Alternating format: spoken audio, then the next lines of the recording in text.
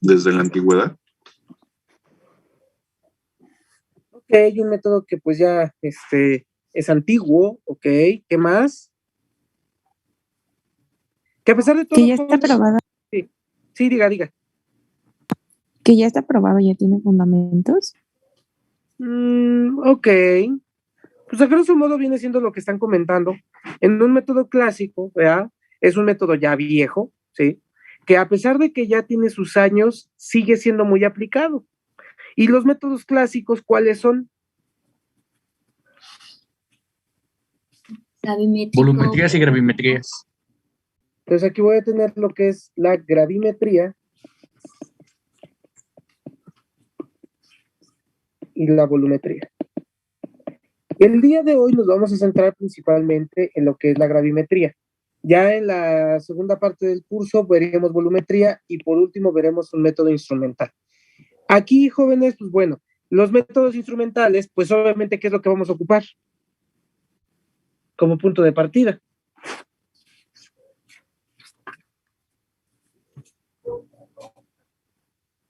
Las separaciones. ¿Solamente separaciones?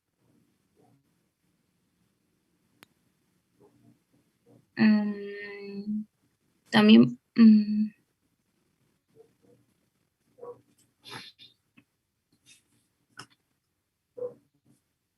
En un método instrumental, jóvenes, ¿cuál será la base? ¿Qué es lo que ocupamos, obviamente?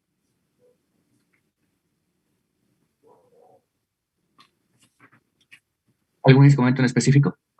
Pero los instrumentos que se ocupan en esta parte de los métodos instrumentales, comparados con los métodos clásicos, ¿qué diferencia tienen? En métodos instrumentales, ¿qué tipo de instrumentos ocupamos?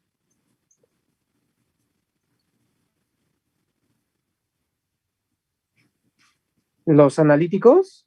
O sea, los dos ocupamos instrumentos analíticos, ¿no? ¿O no?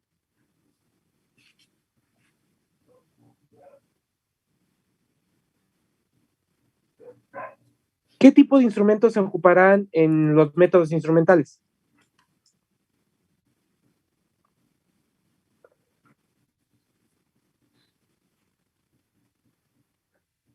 Chicos.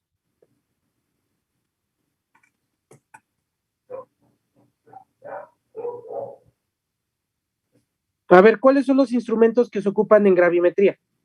¿Cuál es el instrumento que se ocupa ahí? La balanza. La balanza, ¿pero cuál? Analítica. Balanza analítica, ¿no? Balanza analítica. Mientras que los métodos, los volumétricos que se utilizan como instrumentos.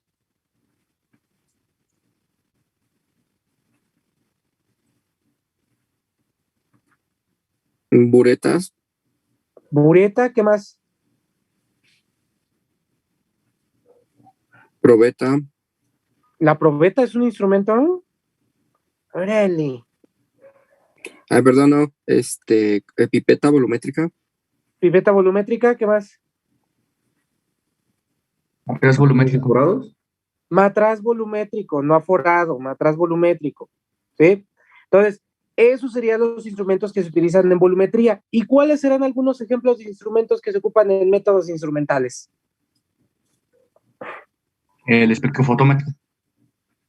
Ok, espectrofotómetro, ¿algún otro? ¿Podría ser también el cromatógrafo de gases? Cromatógrafos en general, líquidos, gases, de iones, ¿qué más?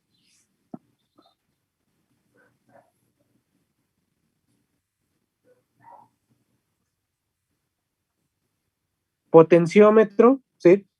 Eso por mencionar algunos. Entonces, ¿qué diferencia tienen estos que acaban de mencionar comparado con los instrumentos que se utilizan en gravimetría y volumetría?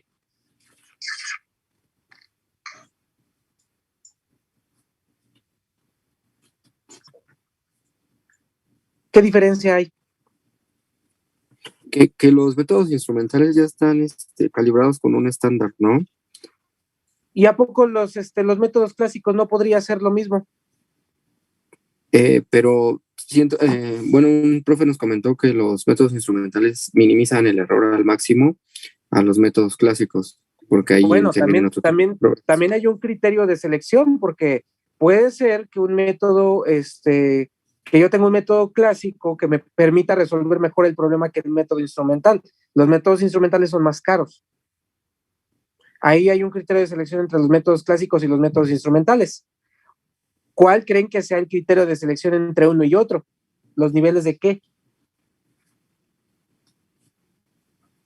De confianza, ¿no? Que te da cada uno. No.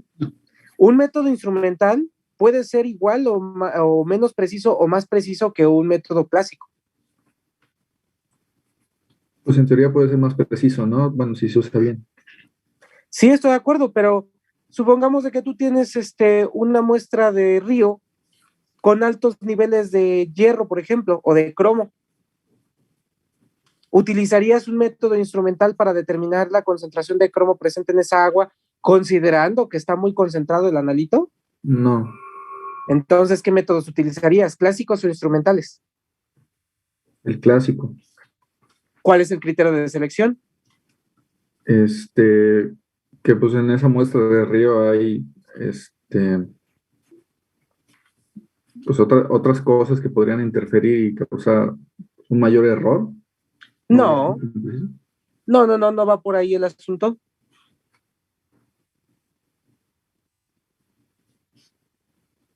¿Cuál creen que es el criterio de selección entre un método y otro, jóvenes?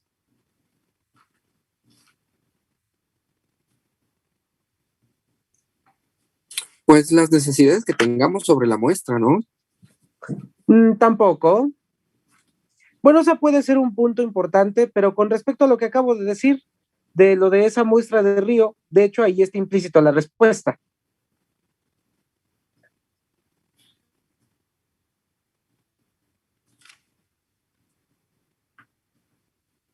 Jóvenes, Pues por la cantidad de muestra disponible, ¿no? no necesariamente es por la cantidad de muestra tampoco. Ay, jóvenes, no piensan. Los métodos instrumentales, comparados con los clásicos, para empezar, lo que yo ocupo en un método instrumental es un equipo ya electrónico, ¿ya? Que me da obviamente resultados a partir de un proceso que lleva a cabo el mismo equipo, donde los componentes del equipo pues están correlacionados uno con otro. En los métodos instrumentales, en los métodos clásicos, perdón, yo no utilizo ningún equipo que tenga en algo electrónico. Ahí simplemente voy a utilizar instrumentos, ¿verdad? Que nada más me sirven para determinar volúmenes o masas.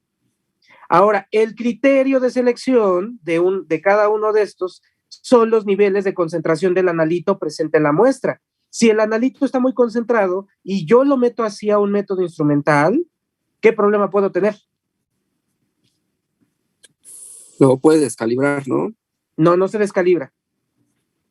Y ahorita vamos a hablar de esa palabreja también. Que el método instrumental tiene un cierto rango de que puede calcular de concentración, marcaría como error. Más que como error, se satura. Y al momento de saturarse, la determinación de un método instrumental, ¿será confiable? No. Pues No. claro que no. En dado caso, si yo quiero determinar el analito presente en la muestra problema por medio de un método instrumental y este está muy concentrado, ¿qué le tengo que hacer previamente? Una dilución. Una dilución. Eso sí, pero así como está, no se puede. ¿Sale? Y en dado caso, si está muy concentrado, preferiría utilizar un método clásico frente a un método instrumental. ¿Alguien sabrá cuál es lo mínimo que puedo leer o lo mínimo que puedo determinar en un método clásico? En términos de concentración.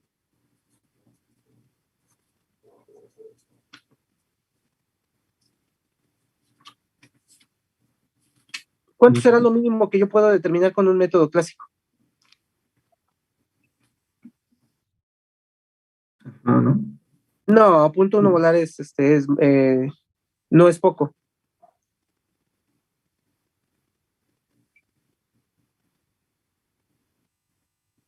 Jóvenes, ¿cuál será lo mínimo que yo puedo determinar con un método clásico?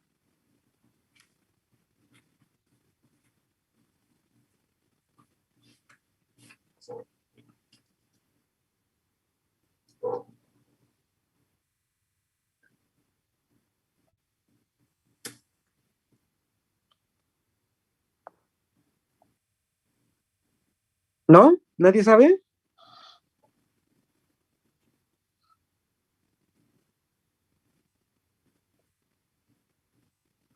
Anótenlo por ahí porque la ignorancia está a todo lo que da, jóvenes, qué bárbaros. Lo mínimo que yo puedo determinar con un método clásico es al menos 10 a la menos 3 molar, ¿sí? Incluso 10 a la menos 4, dependiendo del equilibrio. Ya por debajo de esas concentraciones, los métodos clásicos ya no sirven. ¿Por qué ya no sirve un método clásico por debajo de esa concentración, jóvenes? ¿A qué le estamos dando en la torre? Mientras yo más disminuya la concentración, si estoy haciendo, por ejemplo, una reacción química, a qué estoy afectando?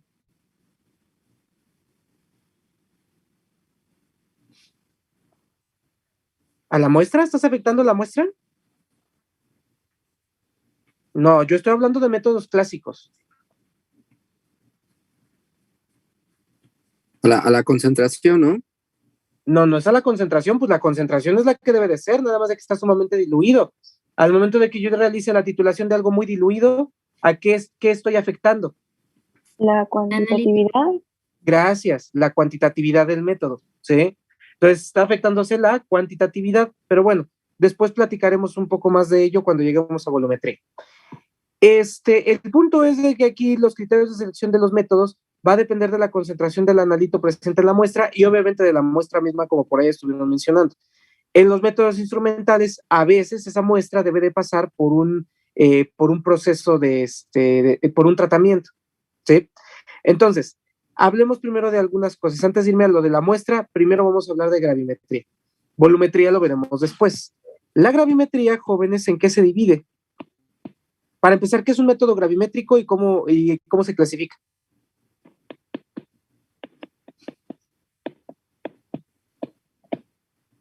¿Qué es la gravimetría?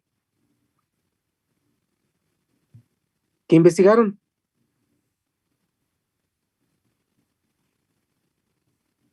Chicos, Es un método cuantitativo que toma en cuenta la masa del analito. ¿la masa del analito solamente?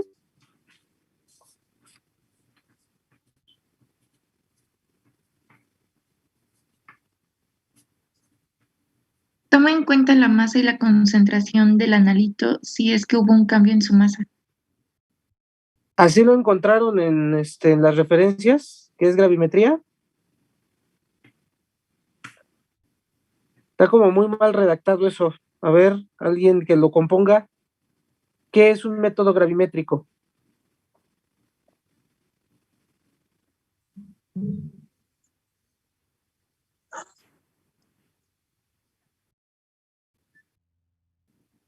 Ok, básicamente implica, vea, la determinación o las mediciones de masas, ¿sí? De un proceso al inicio y al fin, ¿no? Este proceso tanto puede ser físico como puede ser químico. ¿Cuáles son los tipos de gravimetrías que tenemos? ¿En qué se divide?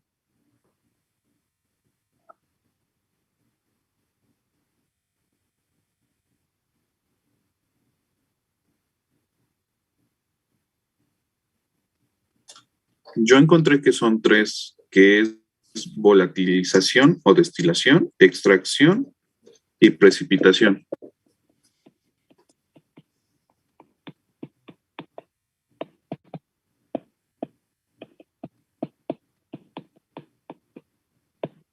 Ok, vamos a tener lo que son estas dos, hay más, pero nos vamos a quedar con estas dos. Una es por volatilización y la otra es por precipitación. La que es por volatilización también se le conoce como, jóvenes, directa o indirecta.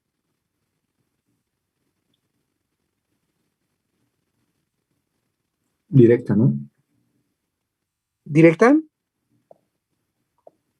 A ver, ¿qué encontraron?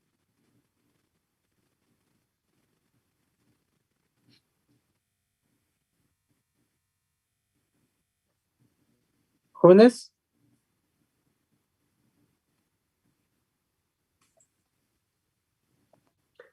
¿A qué se le conoce como gravimetría indirecta o por volatilización?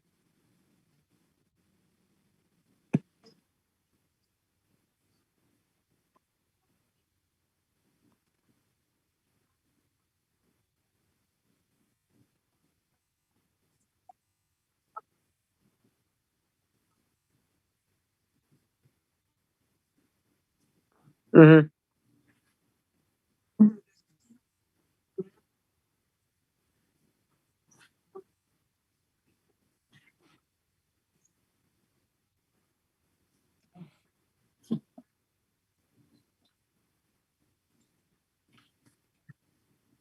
Ok. Y en dado caso, la gravimetría por volatilización, ¿qué tipo de proceso sigue?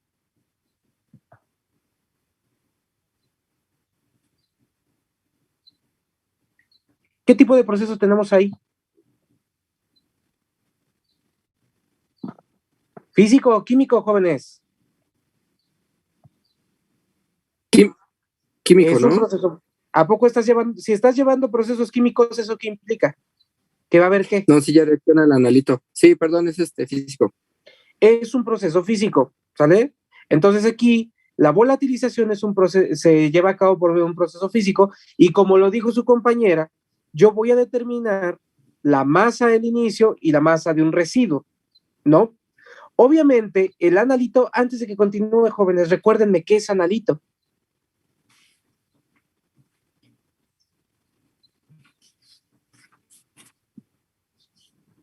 Nada más así el que se quiere determinar, ahí le faltan algunas palabrejas.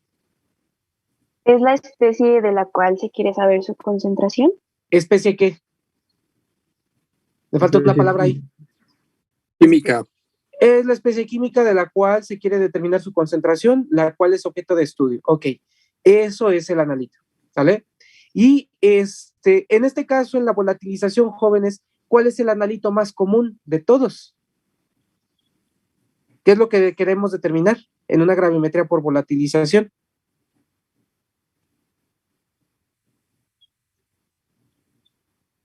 ¿Ese es el analito? ¿El peso es el analito?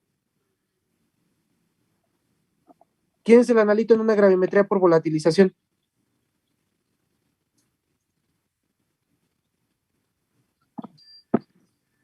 Eso venía en su mini examen, entonces no lo pudieron contestar. ¿El agua? ¿Me está preguntando o me está diciendo? Le estoy diciendo. Ah, el agua. En este caso, el agua es lo que a nosotros nos interesa determinar en una gravimetría por volatilización. El agua, si yo la quisiera determinar por precipitación, ¿se podrá? No. Claro que no. Es una especie química que no precipita, realmente es el medio, ¿no? Entonces, por eso es de que el agua yo la puedo determinar en ciertas muestras por medio de una volatilización. Ya cuando hablamos de una precipitación, que es el siguiente tema, ahí qué tipo de proceso tenemos.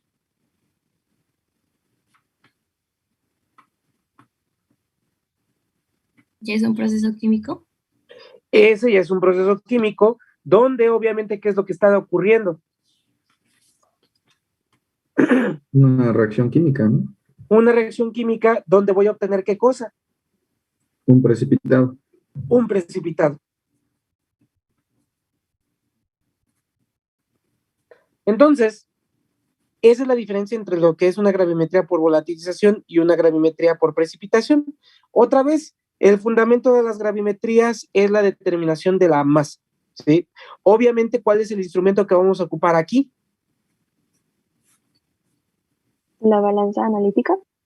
La balanza analítica, exactamente. Aquí nuestro instrumento el instrumento principal va a ser la balanza analítica. Y ahorita vamos a hablar un poquito más sobre los instrumentos.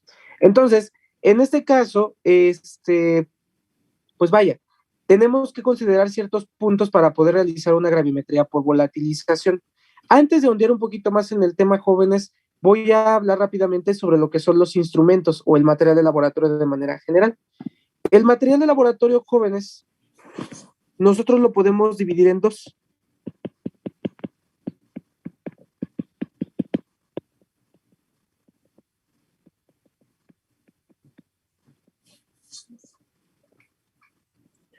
Por un lado vamos a tener los instrumentos y por otro lado vamos a tener los equipos.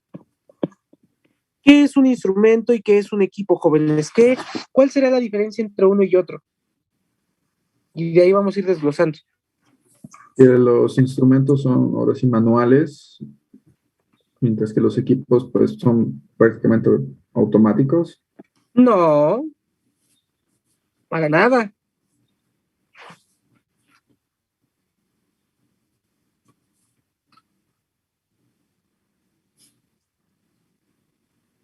¿Cuál será la diferencia entre un instrumento y un equipo, jóvenes? El equipo tiene rangos de referencia.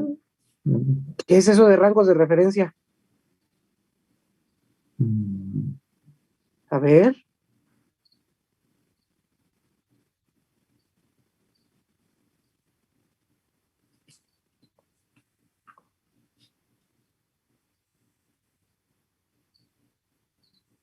Jóvenes.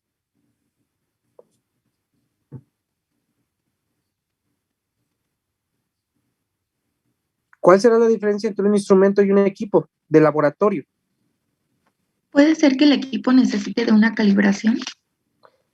No, los equipos jamás se calibran. A ver, aprovechando, ¿qué es calibración? Que desde hace rato lo andan diciendo y yo no sé qué es eso. ¿Qué es la calibración?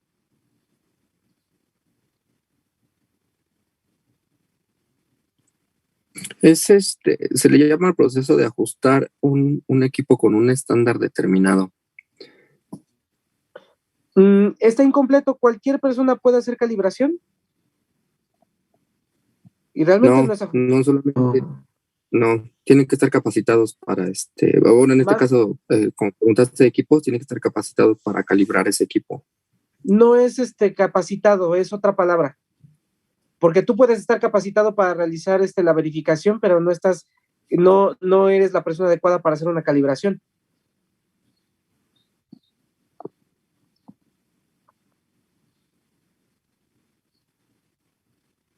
Entonces, jóvenes,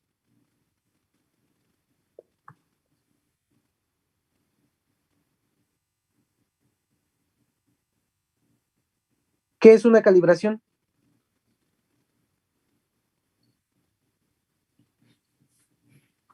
¿Qué es calibrar y qué es verificar? Verificar sería que el equipo estuviera haciendo lo que debería de hacer. Está como muy ambigua tu respuesta. Ayuden a los demás jóvenes. Nada más parece que le estoy dando clases a 3 personas. Pues es que, por ejemplo, verificar es como hacen los de Profeco a las gasolinerías. Llegan con su garrafa de 20 litros, les tiene que entregar 20 litros, pero ya llevan un instrumento calibrado a 20 litros, que exactamente tiene que ser. Bueno, ahí tienen un problema con los conceptos, terrible.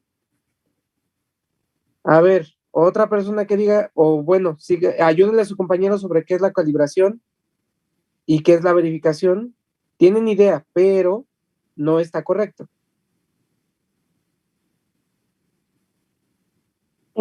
Podría ser que la calibración son operaciones que nos permiten determinar errores en los instrumentos.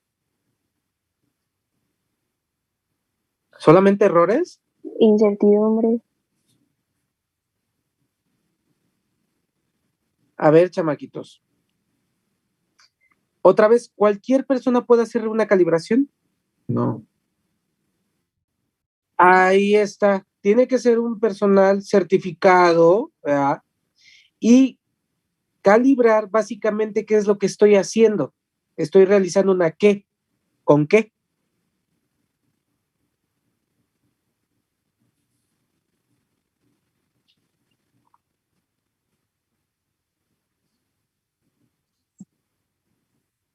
Ajá. ¿Y qué es lo que haces realmente? En condiciones específicas.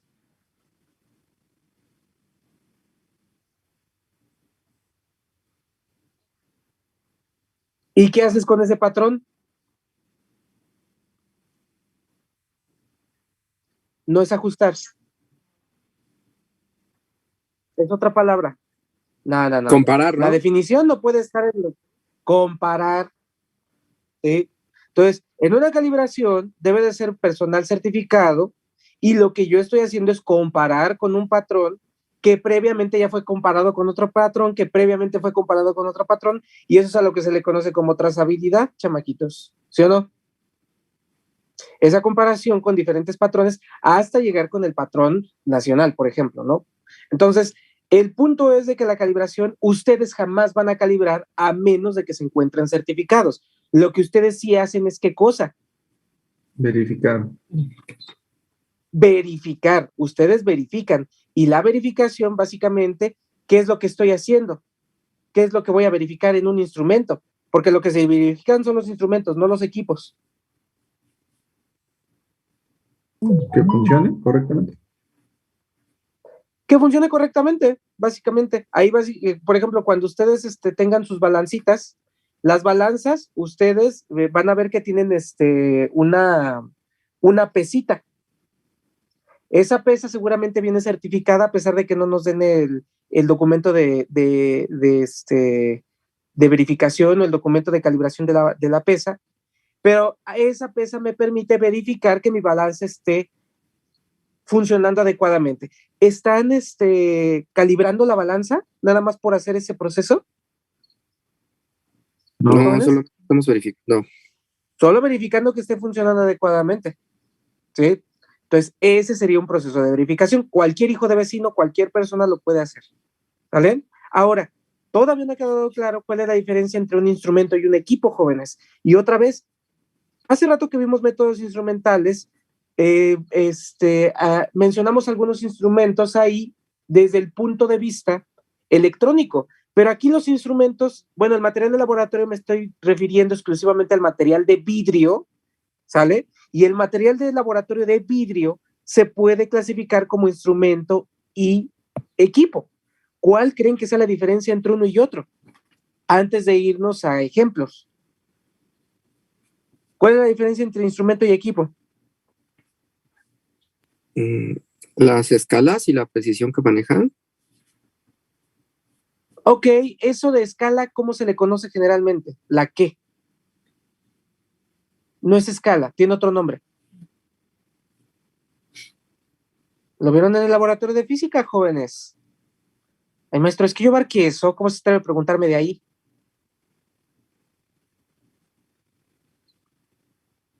Eso de la escala, ¿qué viene siendo, jóvenes? ¿La qué? No es escala, es qué. ¿Cómo se le conoce? La graduación. No es graduación tampoco. Escala y graduación es prácticamente lo mismo. La resolución, jóvenes. Andan muy, ¿cómo se llama? Ignorantes el día de hoy. La resolución, ¿qué es la resolución?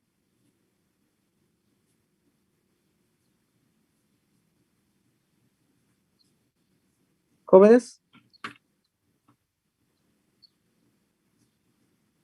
La cantidad con la que puede trabajar el equipo. La cantidad con la que puede trabajar. No, la Órale. concentración, pues. No, no.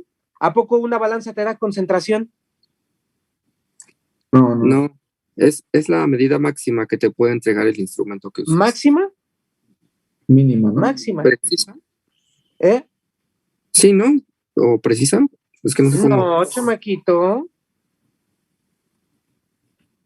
Es lo mínimo que yo puedo medir, jóvenes. Qué barbaridad, ¿qué pasó con ese laboratorio de física, Están bien mal. Entonces, es lo mínimo que yo puedo medir. Ahora, ¿qué diferencia tiene un instrumento con respecto a un equipo? Ya estuvieron mencionando algunas cosas. Precisión, ¿solamente eso? El equipo puede trabajar con una resolución menor. Ok, no, el equipo no puede trabajar con una resolución menor. A ver, ¿dónde se encontrarán los instrumentos más precisos y exactos? Perdón, ¿dónde se encontrarán los materiales de laboratorio más precisos y exactos? ¿En instrumentos o en equipos? En instrumento. En instrumento. Sí. Por lo tanto, los instrumentos comparado con los equipos, ¿cómo son? Otra vez. ¿Más qué? Precisos y exactos. ¿Y qué es precisión y qué es exactitud? ¿Quién lo define?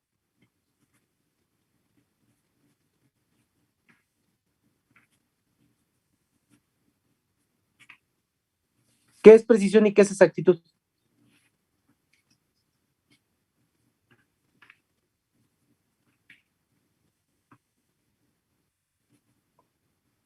La precisión es cuánto el equipo se va a acercar al rango que uno quiere.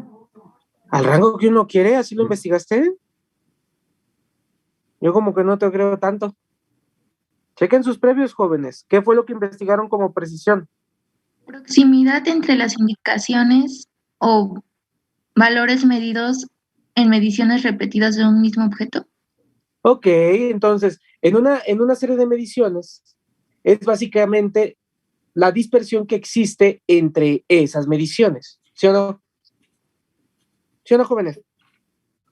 Y entonces, ¿cómo podemos evaluar la precisión de mis mediciones? ¿Cómo la puedo evaluar? ¿Por medio de qué? Ok, ya que tienes esa repetición de mediciones, ¿cómo puedes decirme qué tan precisas fueran tus mediciones? ¿A partir de qué cálculo? Ok, a partir de la desviación estándar yo puedo definir qué tan preciso fue una serie de mediciones, donde básicamente yo estoy viendo qué tan dispersas están esas mediciones entre sí.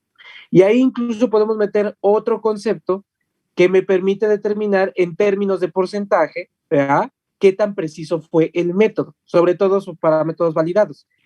¿Cuál creen que sea ese concepto, jóvenes, que me permita determinar en términos de porcentaje qué tan preciso fue el método?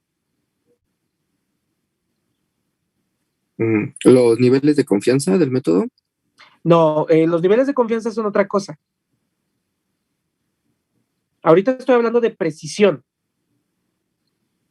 ¿Cómo se evaluará la precisión en términos de porcentaje? ¿Alguien sabe?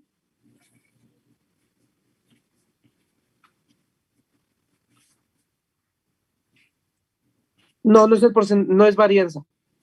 Se llama coeficiente de variación.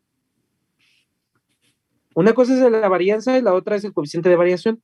Por medio del coeficiente de variación, que generalmente se le conoce como porcentaje de CB, si yo evalúo la relación que existe entre la desviación estándar con respecto al promedio de las mediciones, si este es menor al 5%, puedo considerar que el método fue preciso, generalmente. Entonces, la precisión nos habla sobre qué tan dispersos están nuestros valores o qué tan dispersos están en una serie de mediciones. ¿Y la exactitud qué evalúa? ¿Qué es la exactitud? ¿Con respecto a qué?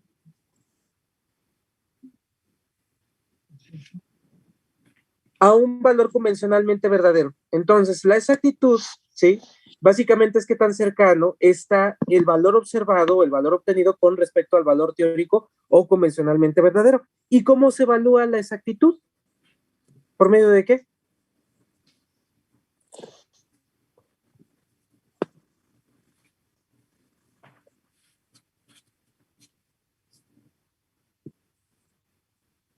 No, no se evalúa con la incertidumbre.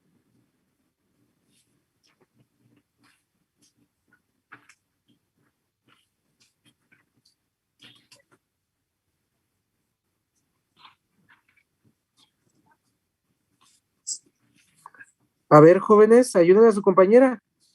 Con el ¿Cómo se porcentaje evalúa de la error. exactitud? ¿Mandé? ¿Otra vez? La exactitud la vamos a evaluar por el porcentaje de error. Ok, ¿y qué es el error?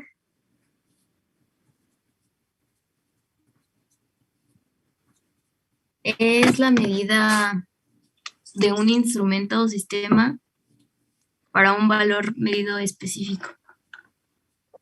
Como que no me quedó claro esa definición. ¿Qué es Es el la error? diferencia. Sí, Es la diferencia entre un valor medido y un valor de referencia. ok, la diferencia que existe entre un valor observado y un valor de referencia. Y entonces, el porcentaje de error, si yo lo quiero evaluar, va a ser básicamente el valor observado menos el valor teórico convencionalmente verdadero entre el valor teórico por 100. Al momento de que yo evalúe un porcentaje de error, jóvenes, ¿qué tipo de valor me está dando? ¿Un intervalo o un valor puntual?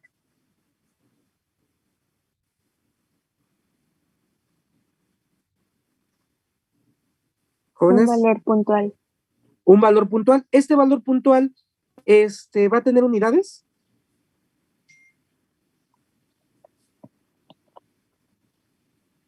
¿Tendrá unidades? No, No tiene unidades. ¿Puede ser positivo o negativo?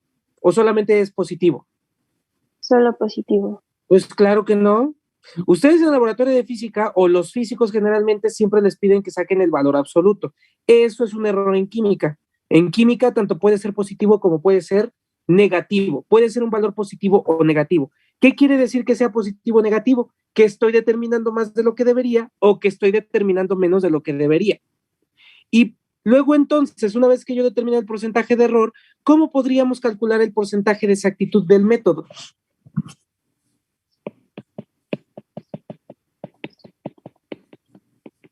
¿Qué operación tengo que hacer para determinar el porcentaje de exactitud?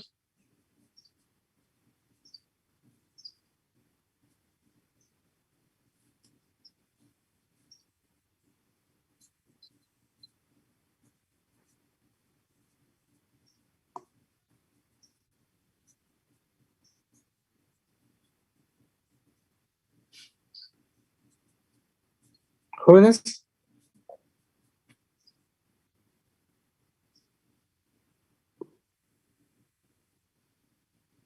¿Cómo determino el porcentaje de exactitud de un método?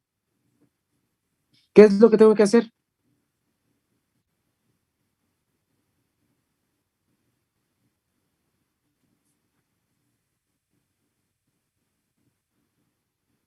Chicos.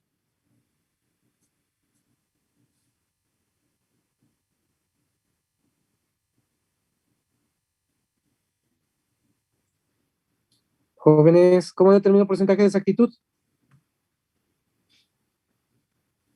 El porcentaje de error menos 100, ¿Porcentaje de error menos 100 o 100 menos porcentaje de error? 100 menos porcentaje de error. 100 menos el porcentaje de error. Y mientras más cercano a 100, obviamente más exacto será el método. ¿Sale? Quiere decir que se acerca más al valor convencionalmente verdadero. Ahora, por ahí también dijeron otro concepto que es incertidumbre. ¿Qué es eso?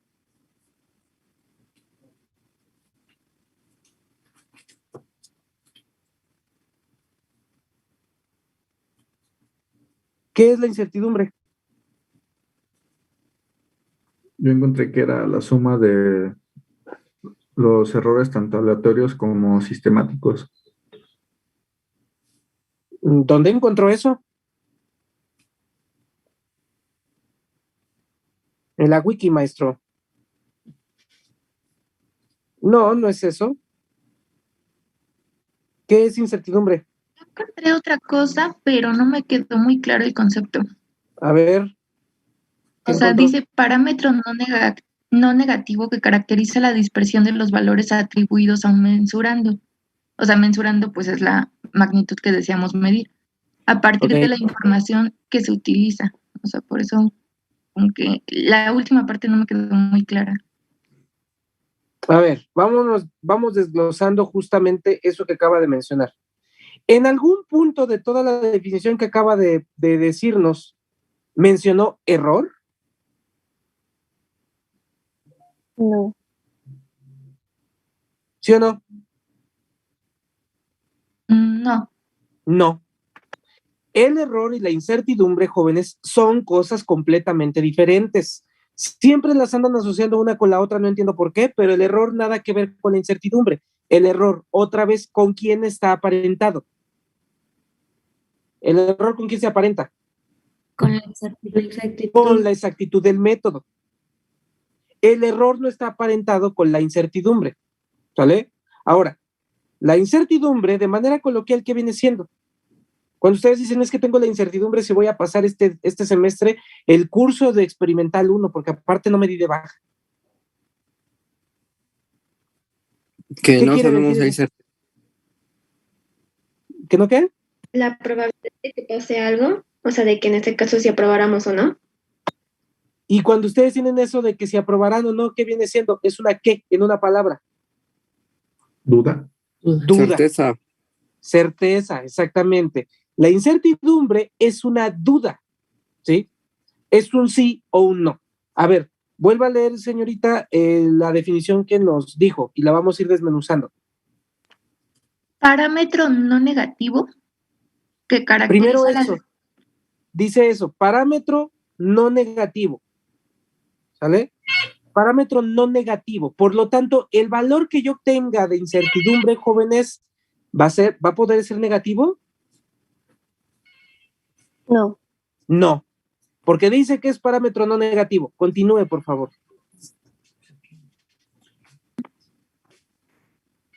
que caracteriza la dispersión de los valores atribuidos a un mensurando. Ok, caracteriza la dispersión de los valores atribuidos a un mensurando. ¿Sí? Para empezar, el mensurando quedamos que ¿qué era? Clase. ¿Qué es el mensurando, jóvenes?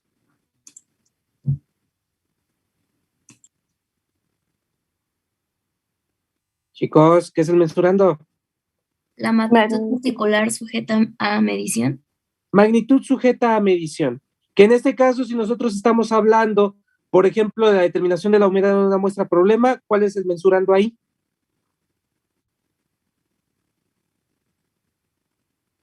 ¿Quién es el mensurando? Porcentaje de humedad. Perfecto. Entonces, nuevamente dice magnitud, bueno, una vez que otra vez vuelve a comenzar, compañera, y la vamos a ir desmenuzando, insisto. Desde el inicio, ¿verdad? Ajá. Dice parámetro no negativo que caracteriza la dispersión de los valores atribuidos a un mensurando. ¿Qué más? A partir de la información que se utiliza. Ok, ahí les menciona las palabras dispersión de los valores, ¿no? ¿O cómo lo mencionaste ahí otra vez? ¿Quién fue? Caracteriza la dispersión de los valores atribuidos. Ok, básicamente lo que quiere decir ahí, jóvenes, es que la incertidumbre, ¿sí?, es un intervalo de valores donde se encuentra el valor convencionalmente verdadero. En ese intervalo, ¿sí?, se va a encontrar nuestro valor convencionalmente verdadero, pero yo tengo la duda si el valor que yo obtuve es el real o no. Por eso es de que un valor yo lo voy a caracterizar con una incertidumbre, parámetro no negativo que caracteriza al mensurando, ¿sí?, a partir de una dispersión de valores. ¿Sí se entiende, jóvenes, o no?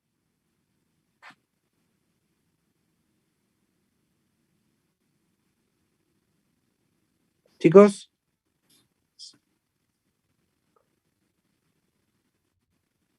Chicos. ¿Puedes repetirlo? Fíjense bien. Vamos a suponer que tenemos este valor, 3.20 centímetros, ¿sí? Al momento de que yo le doy, yo lo caracterizo por medio de una incertidumbre, aquí yo lo puedo poner más o menos 0.05 centímetros, ¿sí? Este viene siendo el valor de incertidumbre de este valor numérico. Si yo busco, si yo determino cuál es el intervalo en el cual se va a encontrar nuestro valor convencionalmente verdadero, ¿cuál va a ser ese intervalo, jóvenes?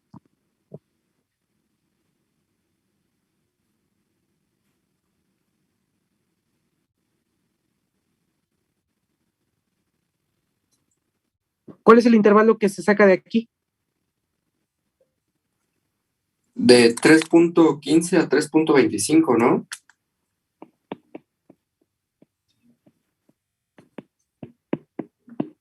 Este intervalo viene siendo el que caracteriza a este mensurando, ¿sí?, donde se va a encontrar el valor convencionalmente verdadero. Al final de cuentas, yo tengo la duda si este valor es el verdadero o no, pero lo que sí tengo certeza es que el valor convencionalmente verdadero se encuentra en este intervalo de valores. Tengan mucho cuidado, jóvenes. No lo vayan a confundir con intervalo de confianza. Luego ustedes en estadística, por ejemplo, a partir de una test student o cosas del estilo, calculan intervalos de confianza. No es lo mismo. La incertidumbre se obtiene a partir de otro método diferente al que ustedes conocen en estadística, que se basa básicamente en el uso de los instrumentos del método que se está utilizando, ¿sí? Entonces, en este caso, fíjense bien que justamente es un parámetro no negativo, porque al momento de sacar el intervalo donde se encuentra nuestro valor convencionalmente verdadero, no lo vuelve negativo. Ninguna incertidumbre, jóvenes, va a ser negativa, jamás va a ser negativa, y al final de cuentas, la incertidumbre nos va a permitir determinar un intervalo de valores donde se encuentra el valor convencionalmente verdadero. ¿Sí quedan?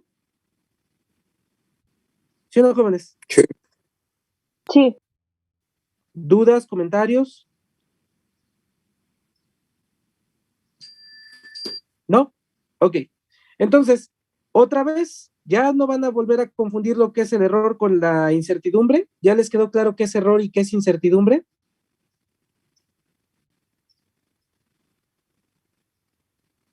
Ahora, díganme, ¿cuáles son los tipos de error que existen?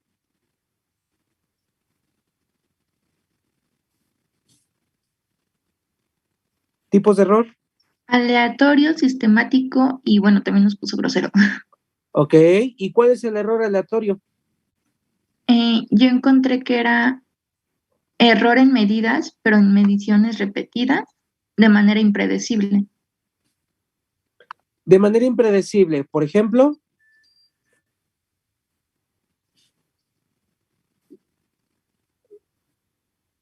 ¿Cuáles vendrían siendo ejemplos de errores aleatorios? Por ejemplo, error de paralelaje. No, el errores- error de paralaje no es aleatorio.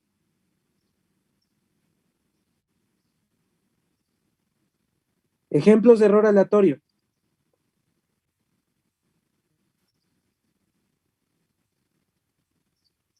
A ver, jóvenes, ¿ni eso pueden? La corriente de aire cuando pesamos algo en la balanza. Ok, las corrientes de aire, por ejemplo, ¿qué más?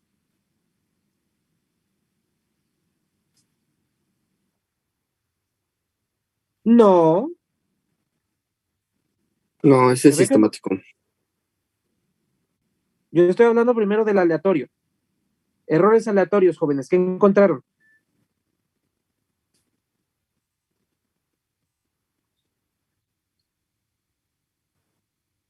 Por ejemplo, asociado a la lectura de la escala, o sea, una misma persona al leer el mismo instrumento varias veces puede dar diferentes lecturas. No, porque ese no es error aleatorio. A ver, jóvenes, primero vuelvan a definir qué es error aleatorio. Se ve que no lo investigaron bien. ¿Qué es error aleatorio?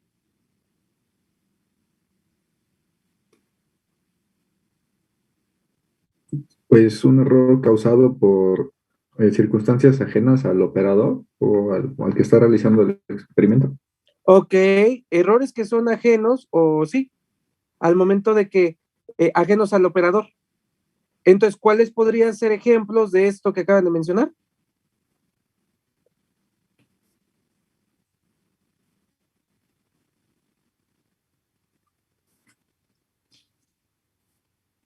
¿Qué podría ser ajeno a ustedes? Por ejemplo, que la balanza esté mal calibrada, ¿no? No, porque los errores aleatorios, jóvenes, ¿los puedo corregir? No. Solamente los puedo, ¿qué?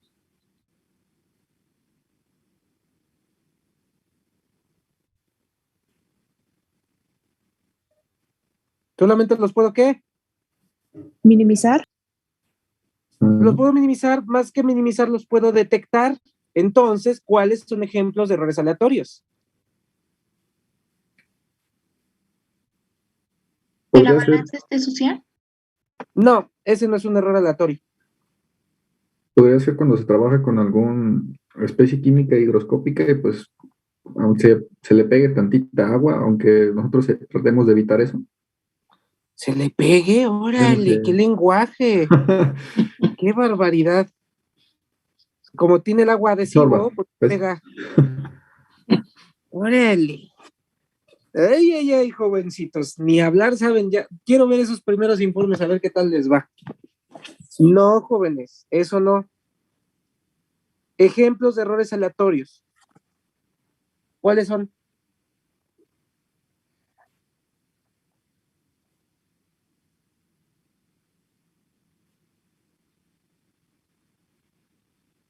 ¿Qué vendría siendo Podrían ejemplo ser de error aleatorio? los efectos ambientales, por ejemplo, como la ¿Como temperatura, cuáles? la presión. Justo esos son errores aleatorios debido a las condiciones ambientales del sistema o del laboratorio. Puede ser que el día de hoy esté haciendo mucho calor y que esté afectando mi método, o que esté haciendo mucho frío y también lo va a afectar. ¿Pueden controlar el clima? No, Pues ni siquiera sus vidas pueden controlar, ahora menos el clima, obviamente, ¿no? Qué bárbaros. Entonces, esos puntos, ¿verdad?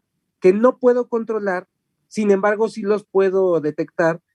Todo eso son errores aleatorios, ¿vale? Obviamente, si el error aleatorio viene siendo el mismo durante todo el día, es constante, pero lo puedo identificar. ¿Sí queda claro, jóvenes, o no? sí, profe. ¿Y el error sistemático?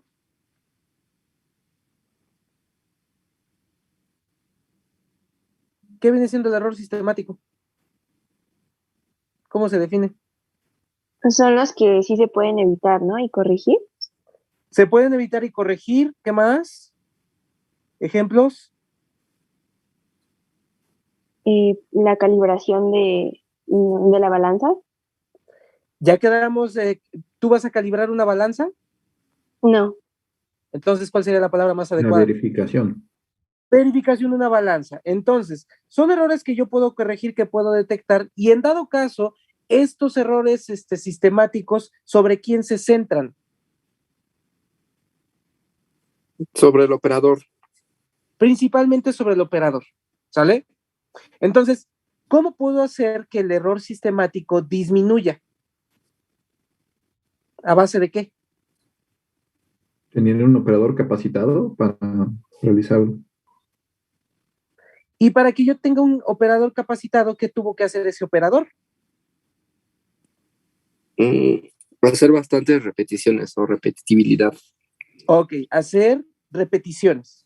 Entonces, tiene que hacer varias repeticiones. Básicamente tiene que realizar, con la repetición, ¿sí? Está disminuyendo, ¿verdad? Este error con la experiencia, ¿no? Y en dado caso, ¿qué viene siendo el error grosero?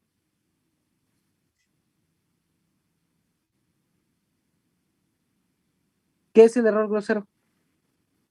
Fue un error causado por nosotros, principalmente debido a los descuidos que tenemos al momento de realizar una medición. ¿Y cómo es que realizas ese error comparado con los otros dos? ¿De manera que? Pues, Lo haces de manera consciente. Exactamente, lo realizas de manera consciente y aún así, a pesar de que sabes de que está mal, lo sigues haciendo. Entonces, un error grosero, ¿cuál podría ser un ejemplo?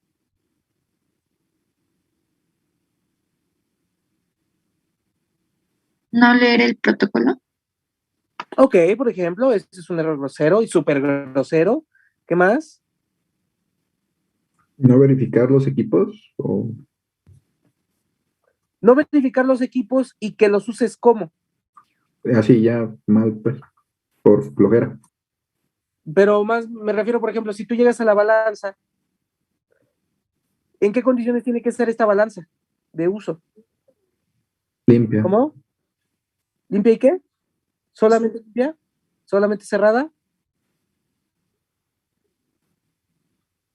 Le falta otra cosa. No, Nivelada. nivelada. Y si yo lo utilizo estando toda sucia, con todo el reactivo regado y desnivelada, ¿eso en qué se convierte? ¿En un qué tipo de error?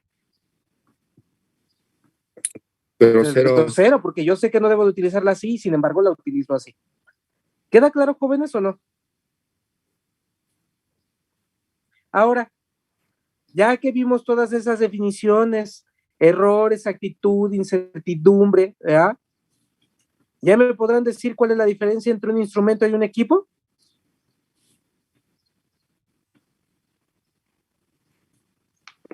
Los tipos de errores que pueden haber en cada uno. No, no es eso. ¿Qué diferencia hay entre un instrumento y un equipo, jóvenes?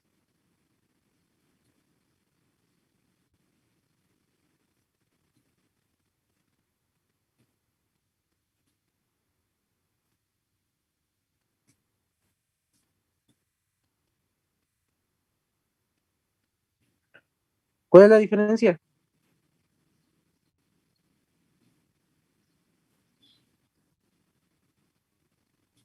¿Cómo son los instrumentos frente a los equipos?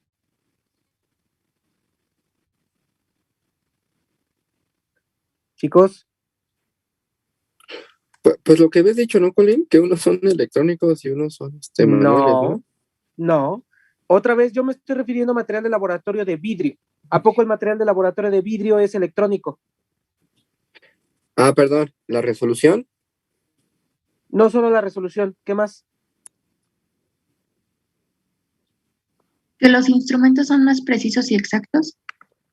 Y con una incertidumbre muy baja, ¿sí?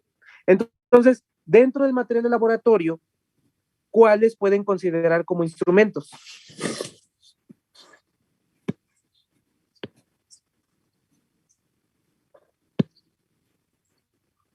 ¿Cuáles eran instrumentos?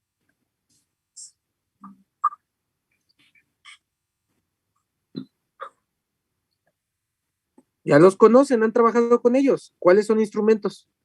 Pipeta volumétrica. Pipeta volumétrica. ¿Qué más? Las buretas, los matraces volumétricos.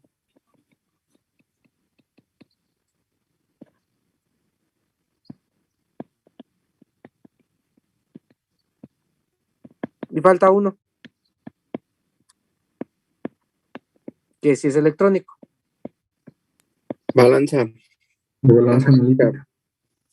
Balanza analítica.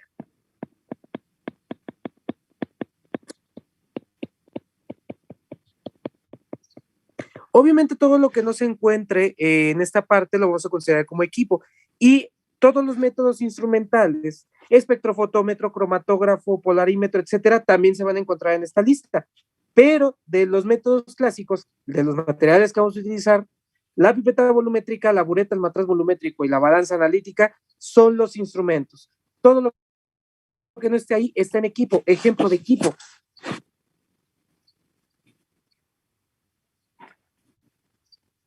Ok, la centrífuga podría ser, pero yo me refiero más al material de vidrio de laboratorio.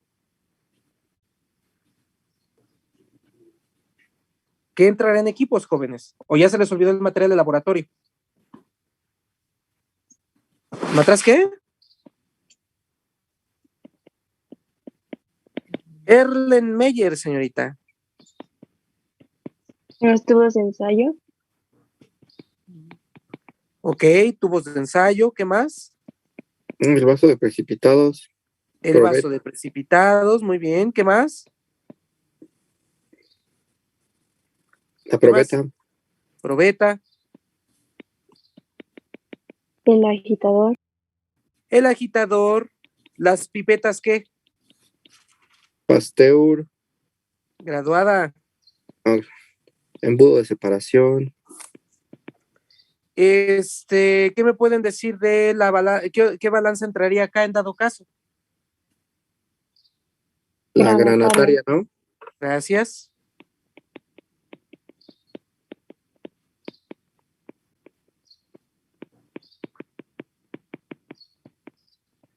Entonces, todo esto que aparece en esta lista junto con todo lo que falta, navecillas, agitadores, etcétera, etcétera, va a entrar en equipos.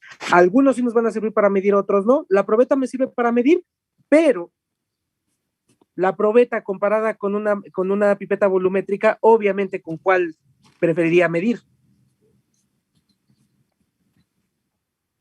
Con la pipeta. Y obviamente también hay un criterio de selección del material, jóvenes. No siempre voy a medir con instrumentos, sino siempre voy a medir con equipos. Los instrumentos los voy a ocupar para medir qué tipo de cosas. ¿Qué necesito medir muy preciso y exacto, jóvenes? ¿El analita? ¿El analito? ¿Tú mides analito? Bueno, no.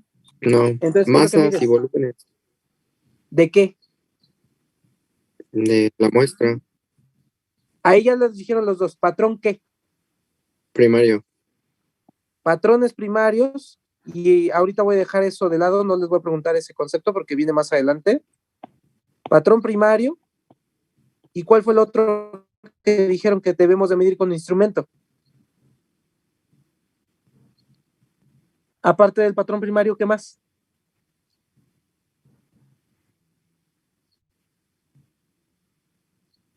¿Qué más, jóvenes? ¿Lo dijeron?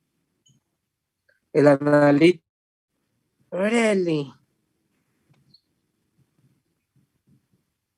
Órale. No.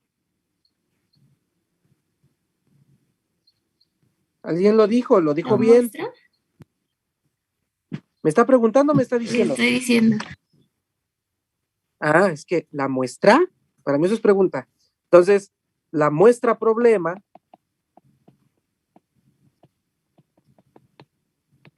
y disoluciones patrón o disoluciones estandarizadas.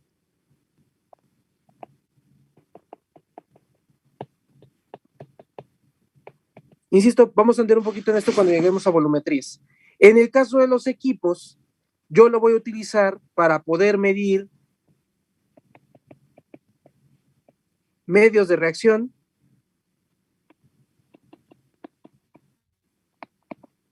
disculpen que ahorita ya no se entienda mucho mi letra, pero por alguna razón llegó un momento del día que por el internet no me deja escribir muy bien en la pantalla de Zoom. Entonces, medios de reacción, patrones secundarios o la preparación de disoluciones.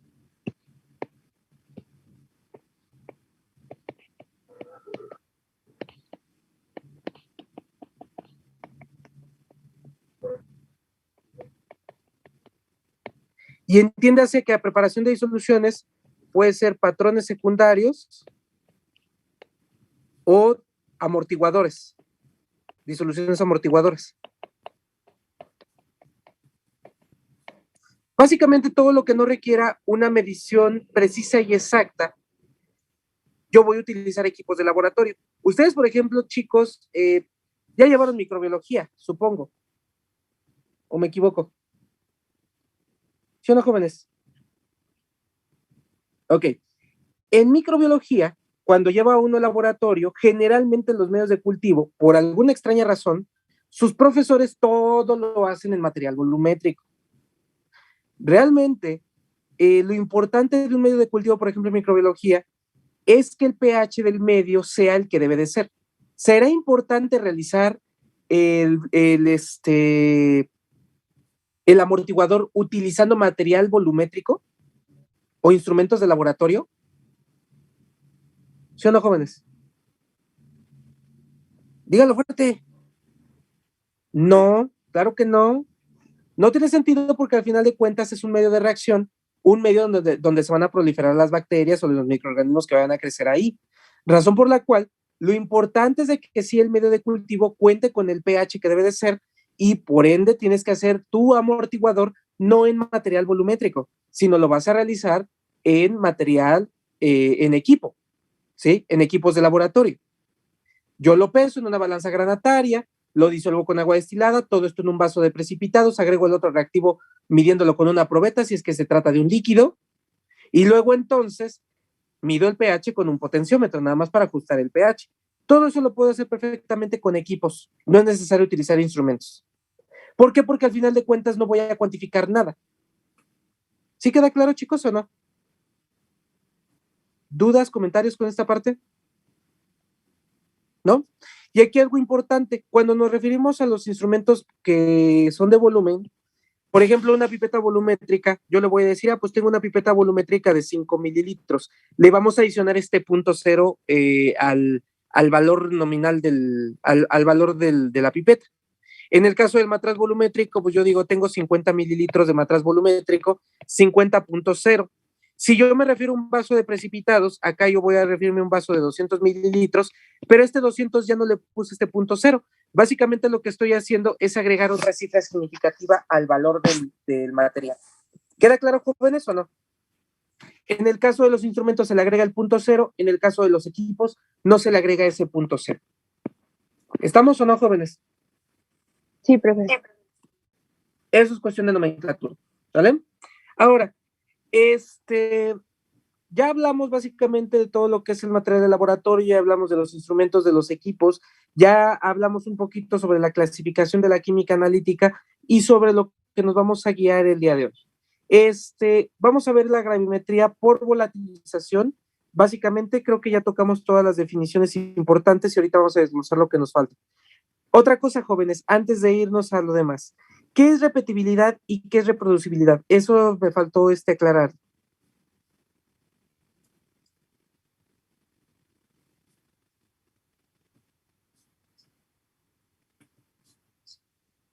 ¿Jóvenes? La ¿Qué es- repetibilidad qué es- Ajá. es la capacidad de hacer un mismo experimento muchas veces y que sean precisas cada una de esas veces. Ok, ahí todavía le faltan algunos elementos. ¿Alguien que le ayude a su compañero?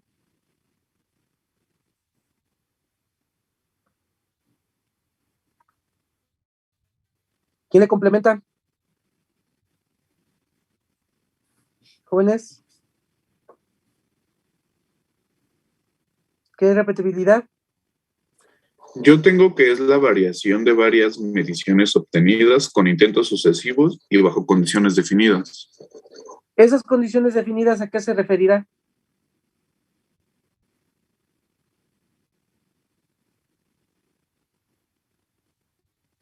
¿A qué se refiere con condiciones definidas? A que cuando sea, sea reproducible, se lleve a cabo bajo las mismas condiciones. Estamos hablando de repetibilidad. Y ahí ya tú metiste reproducibilidad. Primero repetibilidad. ¿Qué es eso?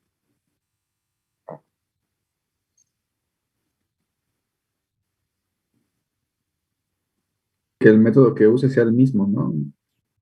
Sea el mismo, pero ¿en qué mismas condiciones? No solamente temperatura y todo eso. Necesito que me digan toda la lista. Mismo procedimiento de medida, mismo operador, el mismo sistema de medida y las mismas condiciones y el mismo lugar. Ok, mismo lugar, que básicamente yo voy a determinar que si mi método es repetible, ¿sí? Se va a poder desarrollar en las mismas condiciones, con los mismos equipos, con el mismo analista, en el mismo laboratorio, ¿sí?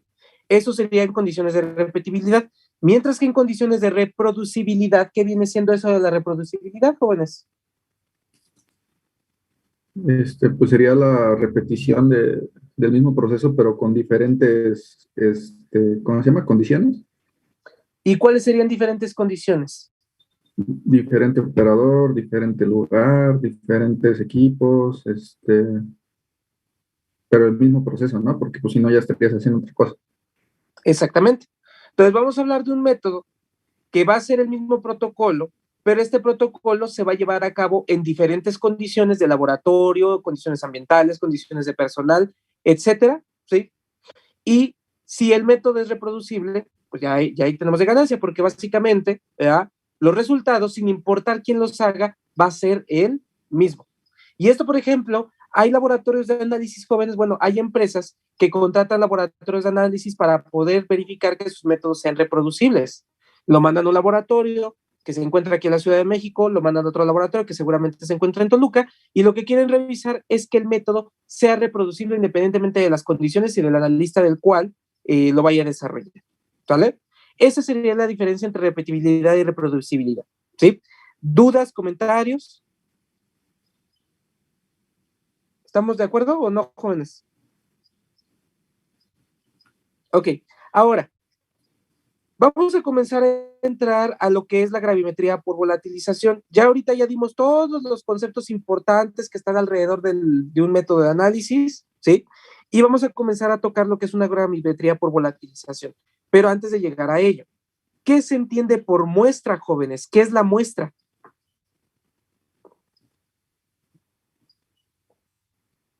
¿Qué viene siendo la muestra?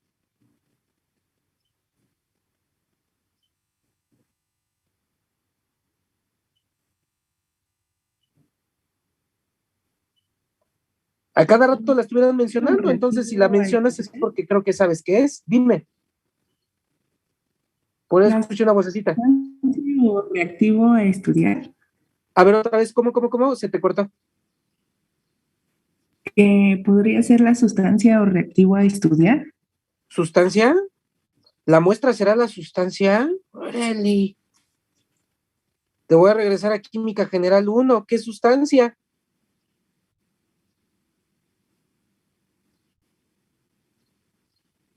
A ver, chamaquitos preprimarios, ¿qué sustancia? A ver, otra vez lo puedes repetir, por favor.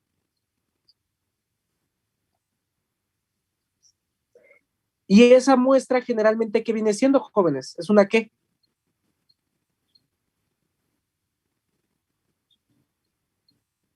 ¿Es una sustancia? ¿La muestra es una sustancia?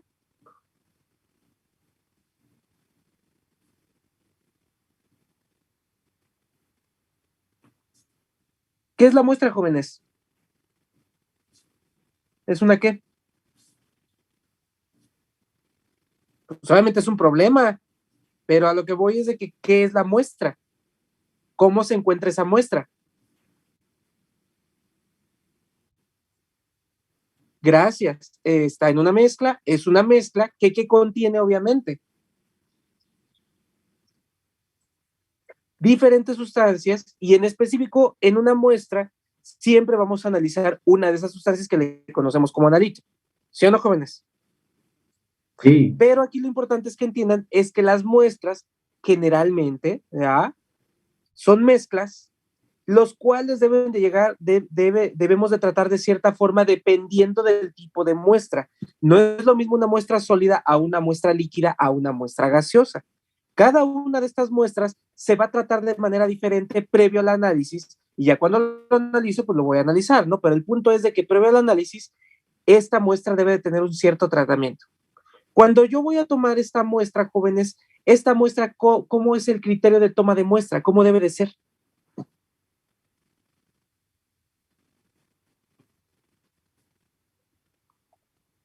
¿O nada más llego, la tomo y se acabó? ¿O cómo se toma la muestra adecuadamente, jóvenes?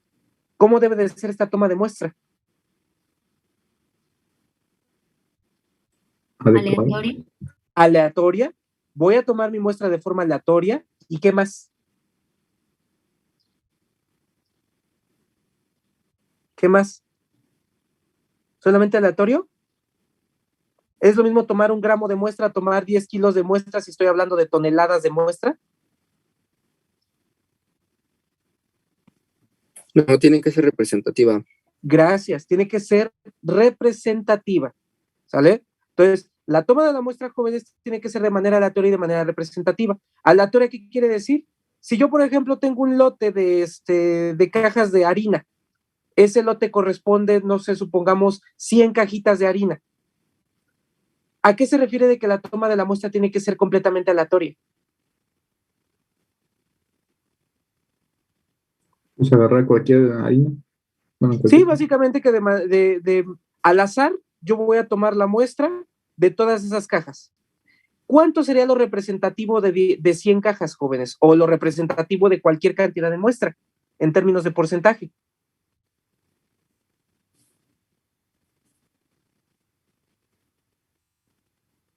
¿Una sola cajita de 100 podría ser representativo?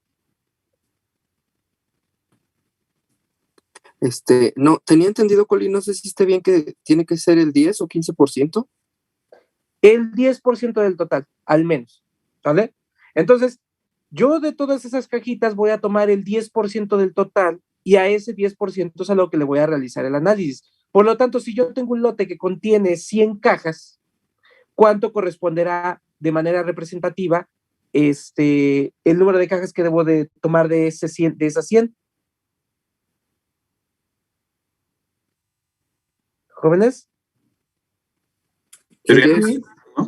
Pues tendría que tomar 10, ¿no? Solamente voy a tomar 10 cajitas de ese 100 porque justamente el 10% de 100 cajas viene siendo 10 cajas a las cuales yo les voy a llevar ahora un tratamiento, ¿sale?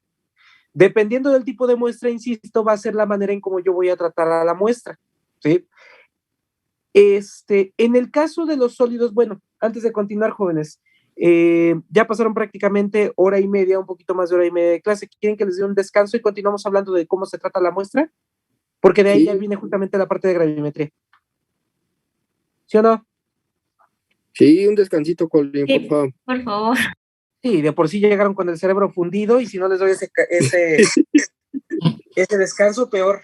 Ok. Sí, para echar un taco, aunque sea. 9:56. a las 10:06, ¿vale? Vayan a descansar un poco y continuamos. Pauso la grabación. Recording stopped.